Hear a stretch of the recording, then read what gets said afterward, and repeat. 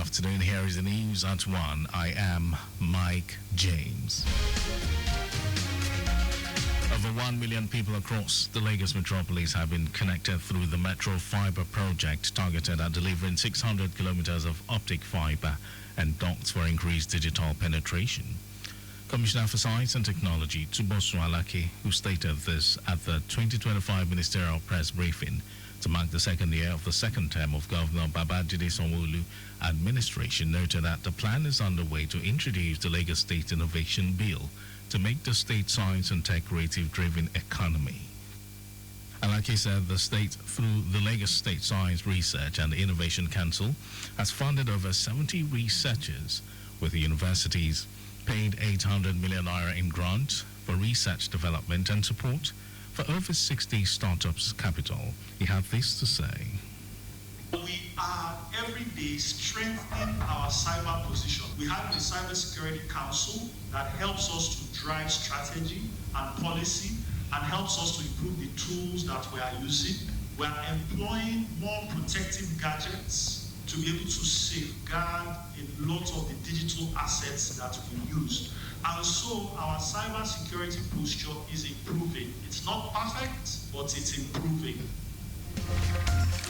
The Commissioner promised that 50,000 Lagosians aged between 18 and 35 will be trained in deep tech skills through the Digital Leap program as innovation to engage the youth to become tech problem solvers and take them off the street. Our correspondent, Ajola Akindele, reports that in the year under review, out of 211 ministries, departments and agencies in the state, 192 were evaluated and 232 applications workload captured in tech database.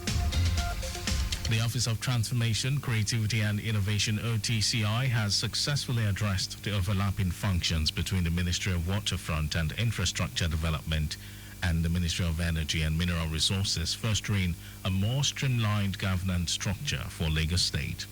During an engagement with both ministries, presentations and in-depth discussions facilitated by OTCI ensured that a clear delineation of responsibilities was established regarding dredging, mining and mineral resources. Speaking at the meeting, Director General of the OTCI, Tony Anjos Ademuyiwa, emphasized the office's role in ensuring seamless governance and removing obstacles to progress.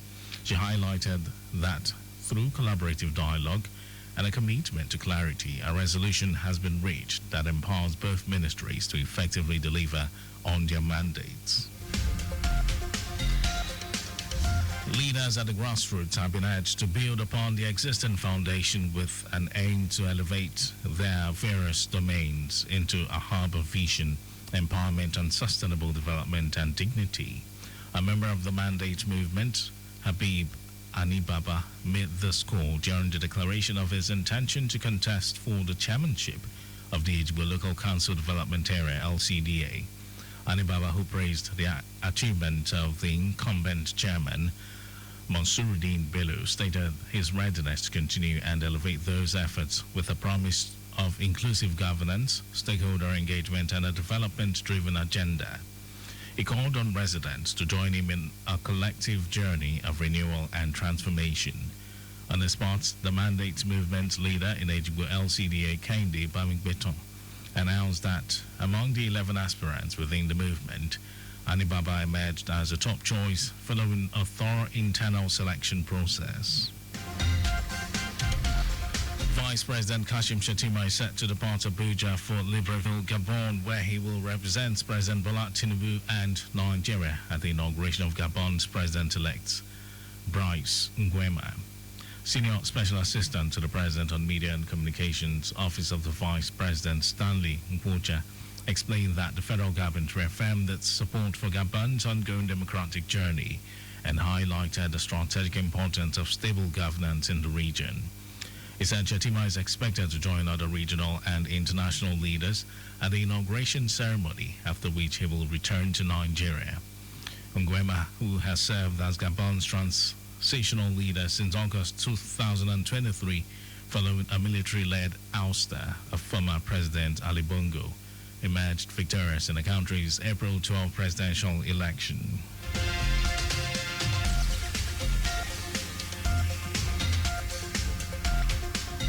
Experts in the health sector have harped on the need for stakeholders to engage youth and young adults in the fight against the scourge of malaria through education, advocacy, and innovation.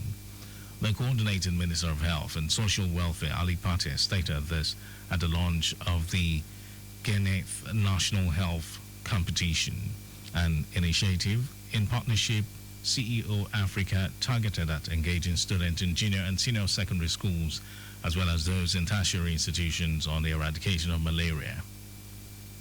Pate, who was represented by the Director of Public Health, Godwin Ntadom, described the initiative as a step in the right direction even as the country continues to carry a heavy burden of the disease.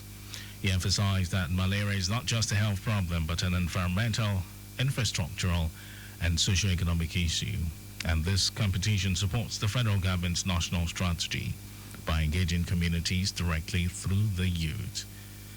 Chairman of Geneth, Umenwa Emmanuel, said the competition is just another gathering of young people, but a deliberate platform for youth to reimagine and re-engineer solutions to malaria, a disease responsible for 31% of deaths, especially among children under 5. Emmanuel noted that the competition aligns with global health goals, focusing on protecting vulnerable populations like children and pregnant women. In his welcome address, lead for the project, Cletus Ilubanafo, said the program aims to train students into malaria ambassadors, encouraging other patriotic Nigerians to support such initiative. He noted that the program will feature prizes worth approximately 1 billion naira for participation at state, regional, and national levels.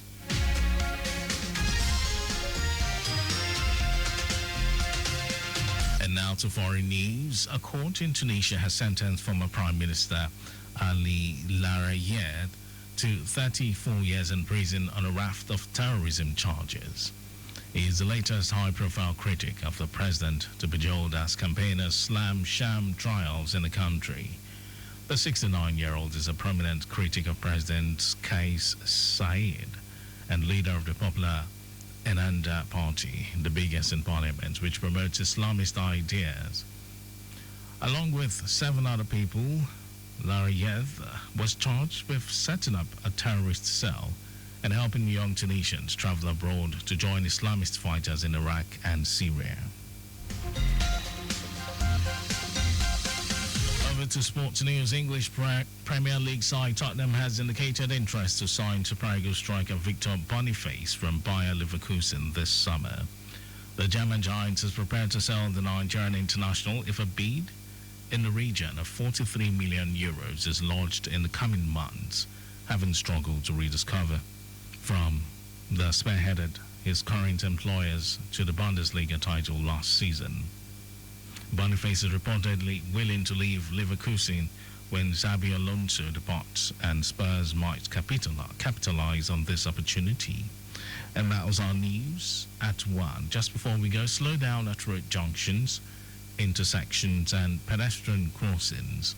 You can follow us and like all our various social media platforms: X, Traffic Radio 961, Facebook, Lagos Traffic Radio 96.1 FM. On Instagram, it's Lagos Traffic Radio 961. Subscribe and watch our news and programs live on YouTube, Traffic Radio 961. I can also visit our website at www.trafficradio961.ng. Did you know that the Sanwo-Olu administration introduced the Lagos Economic Acceleration Program, LEAP, to reduce the effects of the COVID-19 pandemic on small businesses?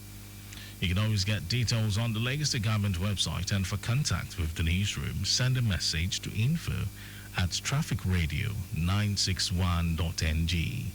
That ends the news broadcast, compiled by Adewale Olukboroku. Thank you for listening, Lagos. My name is Mike James. Beautiful afternoon to you.